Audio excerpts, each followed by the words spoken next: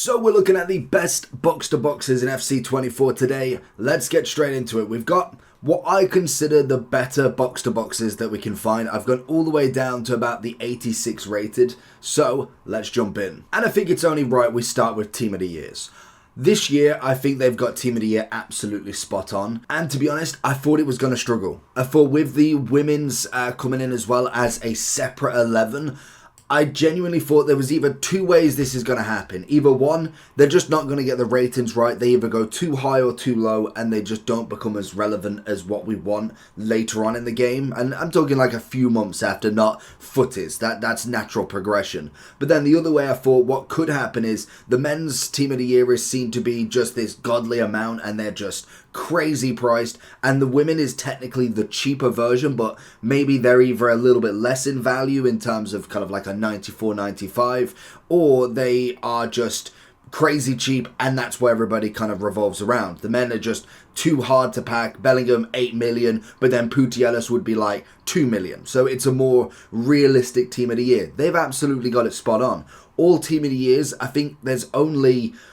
So if you're looking to improve your team, make sure you're heading over to lootbar.gg. They are the best and most reliable coin service you can find. Also with the best 24-hour manual customer service that you physically cannot find anywhere else. But before finishing on lootbar.gg, make sure you are using the code JT11, 8% off your first ever transaction, and then 5% off every time after that. Once you've gone through the payment, you'll be able to get your coins within the next 24 hours, absolutely guaranteed. Also with the code, you'll be able to get 5% more coins on every transaction. Make sure you do click the link either in the description or down in the comment section below. 2 free that I'd say I wouldn't really need in the team now. Other than that, everybody's a great value in terms of what it should be in comparison to how good the card is, and they are relevant. I must admit, I've got Putellas in my team at the moment from a very, very lucky pack, and she's incredible. That being said, Bellingham is just as good, if not better. It depends on what you kind of want as your box-to-box, and even Bon Mati is in there as well. But then take these away because realistically they are expensive still. Whilst I'm kind of going on the next one, I do want to see how expensive they actually are because it's been a while. Bellingham is coming in at 6.1 still. That is just crazy. Putellas is 4.9 and Bon Mati, I want to say, is the cheapest out of all of them. 2.8, so she's genuinely coming down now.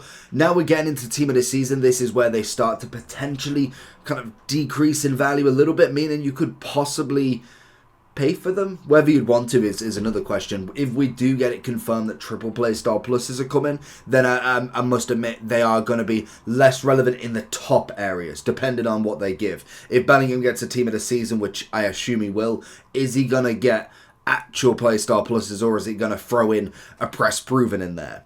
Yaya Toure, I think an easy one now. I think when we look at the kind of different versions of him, he most definitely has increased for the better. Like if we was to look, for instance, at the base version of him, 90,000 coins, that one's not going to be an S plus anymore. It just isn't. He's not got the pace increase. He's not got a playstyle plus. We then look up one. We've obviously got the triple threat hero. Again, phenomenal. He's still a very good in-game card, but you've got to be realistic with what the absolute top is. When we finally look at this fantasy, very, very good card. But the playstyle pluses could be better. They've given us some wiggle room for potentially a bigger version of him. And it's what they do with the cards. They're definitely not stupid. I personally, for me, would go into Yaya's like that. The fantasy, I think, body carries him alone. Like, genuinely, like Hullet, like Vieira. He's just brilliant at taking that ball, taking the ball away. He's just got that whole game as a box-to-box down to an absolute T. Same with Hullet. I think Hullet, you can't argue with any version of him. He is just absolutely ridiculous. Let alone being able to get himself a 94 is just phenomenal in itself. He's coming in 15 mil extinct, a 5.5 Hullet, 94 with a finesse and power.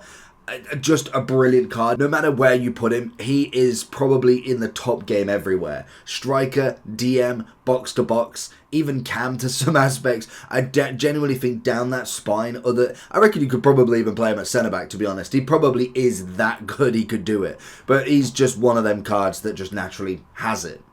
Then we look at a few of the others, because we've got more than just absolute monsters. Modric, phenomenal card. I've gone with the kind of better version, technically, with a double playstyle plus, but I'd definitely go with that road to the knockout. Cracking card, still 93, just misses one playstyle plus. Don't think it's really that bad, especially when the value was literally triple the value for this Team of the Year honourable. Now, in terms of the box-to-box, this is where it matters on the definition, because realistically, he's not, well, you could put him as a cam. He's not really one-sided. Like, he's not just attacking, but then he's definitely not just defending.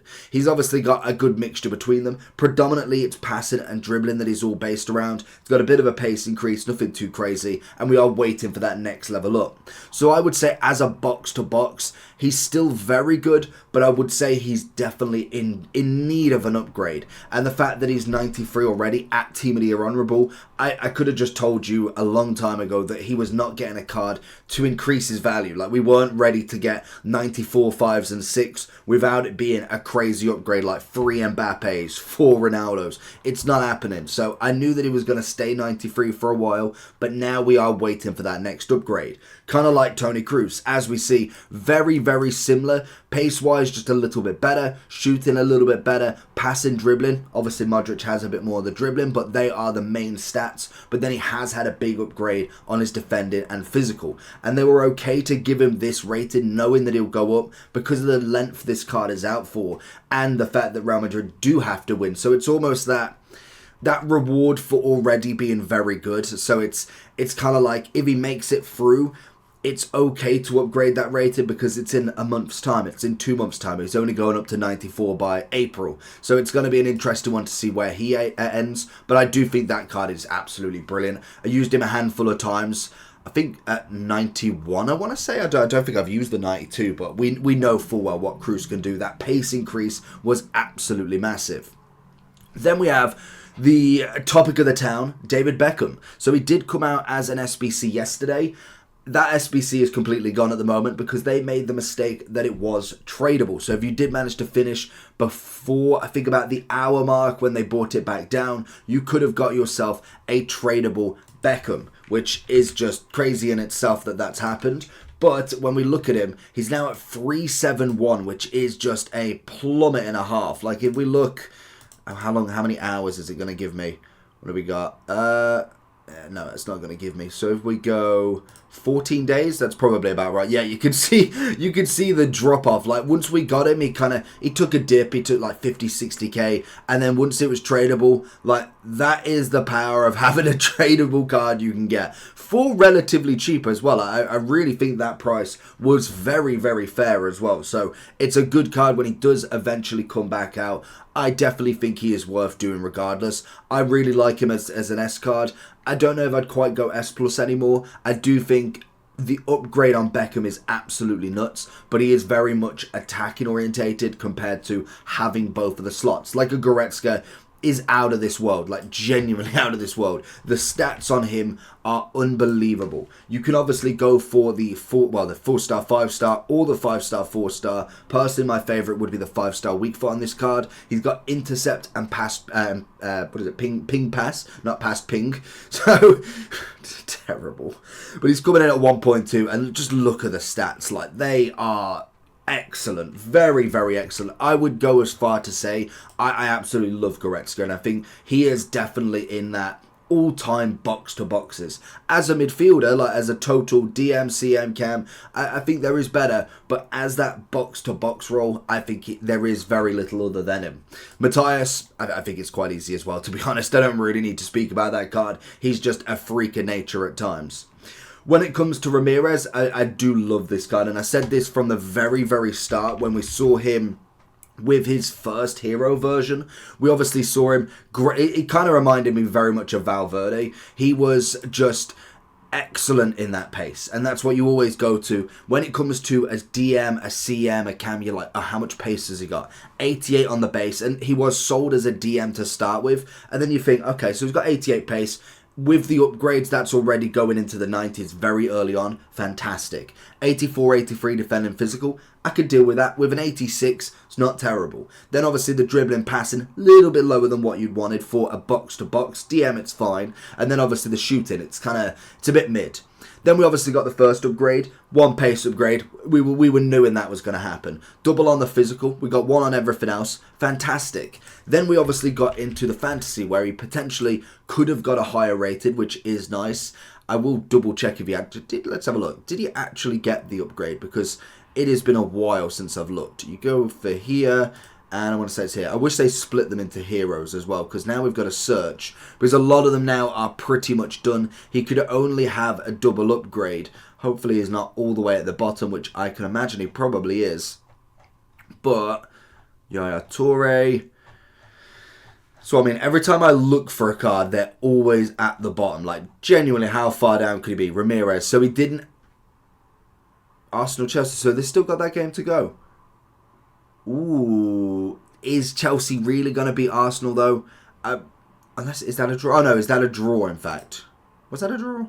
I'll find out. Oh no, it's rescheduled, so that's fine. So they've got one chance. They need to score 4 against Arsenal with one of the better defensive records in the league, and they need to beat them when they're going on a title charge. So he still could get a double upgrade. Mark my words, 23rd of April, this card is going to the moon. But in terms of his upgrade again, like we said, like it's a fantastic upgrade. We've now got over 91 pace, 84 shooting's coming up nicely, 88 on the defender and physical.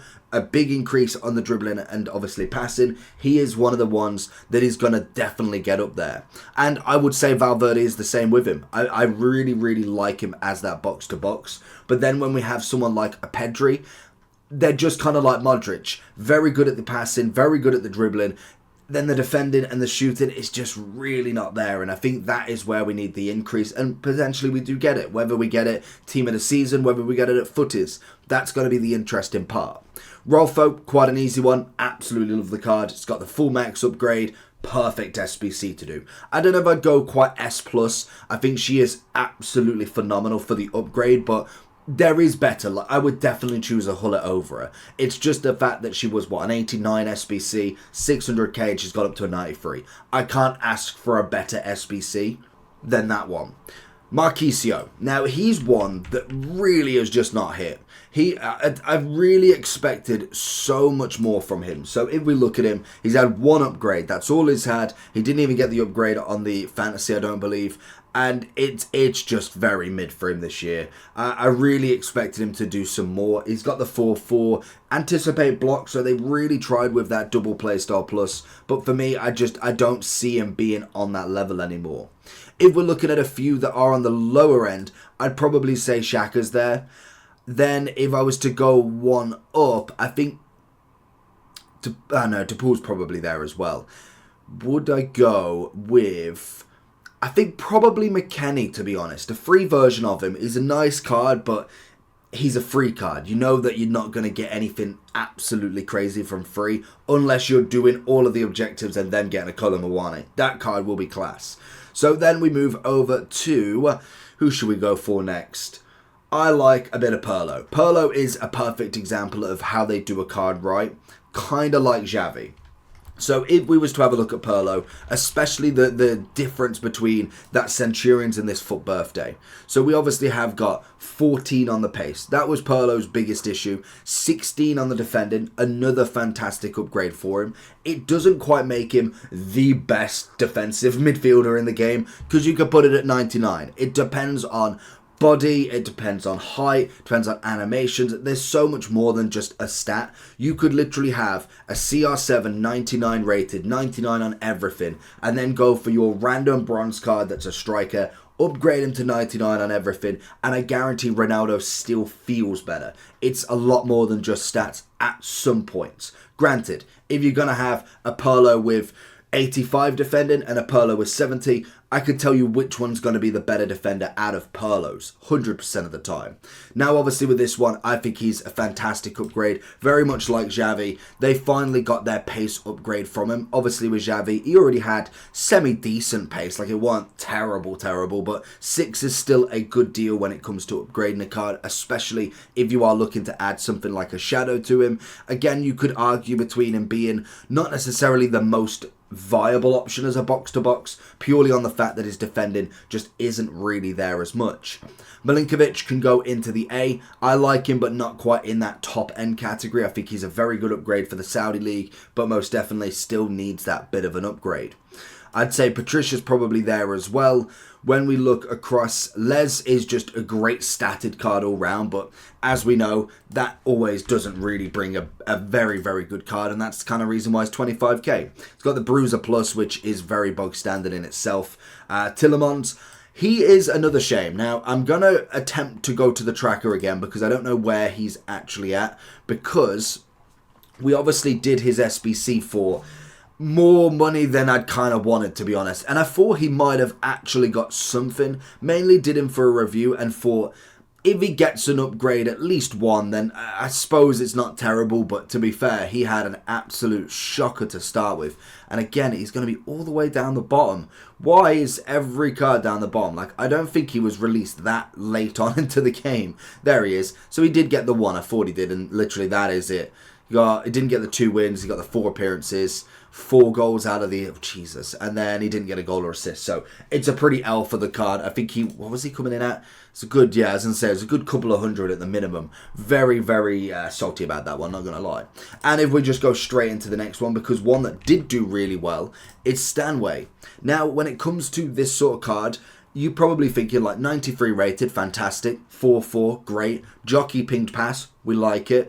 Stats, unbelievable. So why is she 100k? Now, in terms of a box-to-box and kind of having that role as the DM, the centre mid and kind of the cam, doing it all in one, she might be able to do the cam better. But when it comes to the defensiveness, you are going to go get overrun by somebody who is not 5'4". If you have Hullet versus her in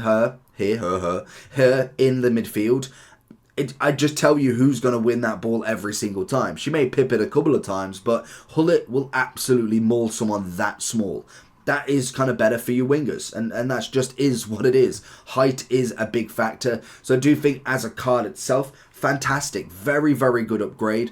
But when it comes to actually being a box-to-box, I'd say for the card itself, I could only go as far to say as A+, just purely on what the card actually could do in game. And that's where Rolfo really comes in, because it's surprising to me as well that I think she's 5'10" or 5'8". What is she? She's 5'10", so already not actually that small in the midfield, hence why she does better. We then have another fantasy card, which we will go into because she got a lovely upgrade again into a 92. Very, very good card. 5'5", so we're going to have the same sort of feeling. Obviously, the stat-wise looking great. Technical press proven, so a little bit less of a playstyle plus on her. But she got a massive, massive upgrade. And if you are just looking for rating, then they're going to be good for the rating. Gundogan, I think the second to last fantasy card, because there is so much to talk about them, especially just fantasies. I know Kessler is there as well. 196,000, decent upgrade on him. Finesse, anticipate, perfect box to box. You've got 1 attacking, 1 defensive. Obviously, you'd go for something like an anchor or a shadow on him, and that rounds off the stats pretty nicely. Everything above 90, nearly 89 and 89 on the defender physical will round it up nicely with a 4-4 as well. Great composure. The card is absolutely flawless when it comes to being very good throughout every single position, every single stat. Obviously, in terms of him actually being on the pitch, I do think he can be a little bit slow at times, and that's hilarious to think at 91 pace that he could be slow. But you've got to remember that half of these cards have 90 pace on the base already. It's literally nuts to see. Gerrard, I absolutely love Gerrard's upgrade. Like Pirlo, very, very good upgrade. Then we're going to look at Cal can go in there, to be honest. I think he's pretty bog standard. To be honest, you could probably even argue there for more of a box-to-box. I'll be lenient with him. Schweinsteiger, absolutely love that name. Schweinsteiger has been in this game for so long, it's crazy. So he has obviously got a big upgrade from his 88. We got 6 on the pace like Xavi, 3s, 4 on everything else, and he obviously does have that 4-5 or the 5-4. Long ball pass and ping pass, so a very passing orientated centre mid, and I do think he's a decent upgrade from his card. Whether I think he's the best is an understatement, because I don't think he's quite in that top S category, but he's definitely up there. Xabi Alonso, on the other hand, is fantastic. Look at that upgrade. It's a beautiful card that comes in at a whopping 500,000 coins. Look at him, 90, 90, 90, 93, 86, 85. If you just wanted to go all out hunter with him, you are getting 90 on everything. That is a fantastic upgrade from him. Great pace increase, defensive, physical, a brilliant upgrade from him. And to be honest, at 500, it's an absolute steal of a price. Tchouaméni, I'd definitely go up into that S. I've seen kind of up and down responses from him from his SBC, and I can understand he may not be everybody's cup of tea, and he is a little bit expensive for an SBC, but I do think he's a good card. It's a great upgrade on him. You've got until tomorrow to get that SBC done. 1.4 mil.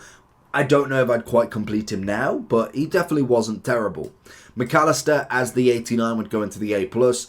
Maybe you could push him up to the S, potentially with a 90 upgrade, but I don't think he was that absolutely crazy, outrageous card. Kumara, I'd probably go the same as well. Another fantastic upgrade for very cheap. 88 rated from the flashback or the Foundations SBC, whatever you want to call it. 80k power shot and intercept. Like Gundogan, very good on that double playstyle plus for the attacking and defensive zone. And then we've got, to be honest, some actually ballers. Kessler is going to go in the A. Barella, or the A+. Barella's going to go in there as well in the A+. Abili, fantastic upgrade again. First upgrade we finally got from her. She obviously got the 5-4 and the 4-5 versions. 1.7 mil, very good statted card. I don't think she's quite an S+, but I definitely think they did really well for her as well.